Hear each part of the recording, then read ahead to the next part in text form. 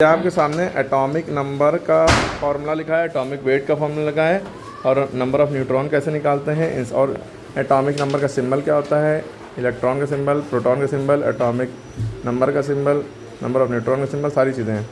और एटम कैसे बनता है, एटम किसे कहते हैं वो भी है। तो एटम तो पता ही है, स्मॉलेस्ट पार्टिकल होता है जिसके अंदर इलेक्ट्रॉन, प्रोटॉन, न्यूट्रॉन तीनों होते हैं। ठीक, अब देखिए एटॉमिक नंबर आपको पता है 118 एलिमेंट हैं टोटल। कितने? इसमें लोहा, सोना, चांदी सब कुछ है, ऑक्सीजन गैस सब कुछ है।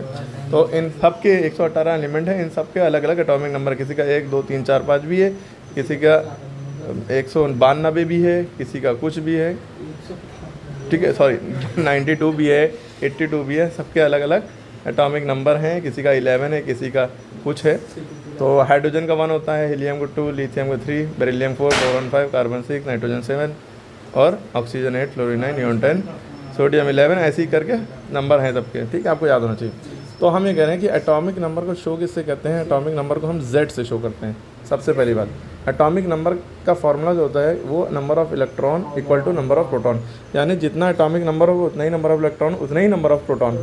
ठीक, एटॉमिक नंबर यानी एटम का नंबर, सबसे छोटा एटम हाइड्रोजन का होता है क्योंकि उसका एटॉमिक नंबर 1 होता है, उससे बड़ा हीलियम का, उससे बड़ा लिथियम का, इससे बड़ा बेरिलियम का। चलो दिवाली ख़त्म हो गई यार। फिर कार्बन का। ठीक है, ऐसे ही ये न्यूक्लियस होता है। न्यूक्लियस एटम के अंदर जो सेंटर होता है उसमें उसे न्यूक्लियस कहते हैं। न्यूक्लियस में क्या होता है? 2 चीज़ें होती हैं, प्रोटॉन और न्यूट्रॉन। तो प्रोटॉन न्यूट्रॉन को कंबाइंडली हम लोग कहते हैं न्यूक्लियॉन्स। क्या कहते हैं? न्यूक्लियॉन्स। ठीक है, 5 प्रोटॉन है तो न्यूट्रॉन कैसे होंगे? अगर एटॉमिक वेट पता है, एटॉमिक वेट में से प्रोटॉन को माइनस कर दिए या एटॉमिक वेट में से एटॉमिक नंबर को माइनस कर दिए तो पता चल जाएगा न्यूट्रॉन कितने होंगे। ठीक है, तो अभी हम न्यूट्रॉन नहीं लिख रहे हैं, ज़रूरी भी नहीं। प्रोटॉन 5 हैं तो इलेक्ट्रॉन भी 5 होंगे, यानी कि इसका एटॉमिक नंबर भी 5 है। देखिए, ठीक है, क्योंकि फार्मूला क्या होता है? जितना एटॉमिक नंबर उतना ही नंबर ऑफ इलेक्ट्रॉन, उतना ही नंबर ऑफ प्रोटॉन। ठीक है, और ये एटम है।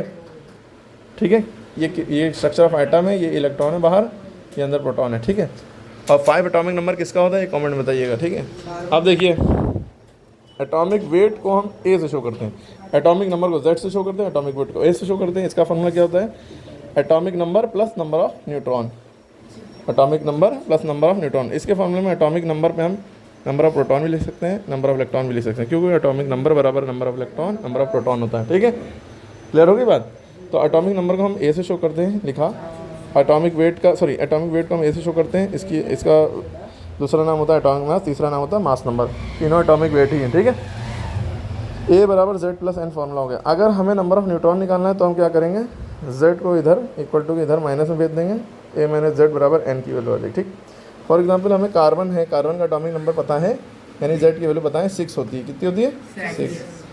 ठीक है, तो इसमें तो नंबर ऑफ़ इलेक्ट्रॉन फिर इसमें कितने हुए? 6, क्योंकि फॉर्मूला होता है जितने एटॉमिक नंबर उतने नंबर ऑफ़ इलेक्ट्रॉन, उतना ही number of proton. Number of इसका एटॉमिक मास या एटॉमिक वेट इसका 12 होता है, जस्ट डबल। किसी आइटम का एटॉमिक मास जस्ट डबल होता है। जैसे क्लोरीन का एटॉमिक नंबर 17 है, लेकिन एटॉमिक वेट 35.5 है, 35.5। ठीक है, जस्ट डबल नहीं है, 34 होना चाहिए लेकिन 35.5 है। ठीक, तो किसी की जस्ट डबल होता है, किसी का पॉइंट में 1-2 आगे पीछे होता है। ठीक है, तो एटॉमिक वेट इसका 12 हो गया। नंबर ऑफ़ न्यूट्रॉन इसका निकालने के लिए क्या फॉर्मूला लगेगा? Atomic weight minus atomic number, है ना? यही फॉर्मूला होता है ना। एटॉमिक वेट की वैल्यू आपको पता है कि 12 है, एटॉमिक नंबर की वैल्यू 6 है, 12 में 6 या 6, यानी कि इसके 6 न्यूट्रॉन 6 प्रोटॉन न्यूक्लियस के अंदर हो गए, और इन दोनों का नाम कंबाइंडली होता है न्यूक्लियॉन्स, NUCLEONS। ठीक है, न्यूक्लियस के अंदर न्यूक्लियॉन्स होते हैं, उसके चारों तरफ इलेक्ट्रॉन नाचते हैं। तो 6 एटॉमिक नंबर है, तो पहले ऑर्बिट में, पहले रास्ते में इसे ऑर्बिट कहते हैं। इसमें 2 से ज़्यादा नहीं हो सकते, K शेल भी कहलाता है ये। ठीक है, और दूसरा रास्ता L शेल होता है, इसमें मैक्सिमम 8 हो सकता है, मिनिमम 1। तो 2 से ज़्यादा इसमें आ नहीं सकता। अगर 3 भी होते हैं तो तीसरा इसमें ही जाएगा, लेकिन क्योंकि 6 हैं तो 2 4 में टूटेगा, तो पहले में 2, दूसरे में बचे में 4। ठीक है, तो आपको समझ में आ गया होगा कि एटॉमिक वेट, एटॉमिक नंबर का फॉर्मूला, उनका रिलेशन, उनकी वैल्यू कैसे निकलती है, ये भी। ठीक है।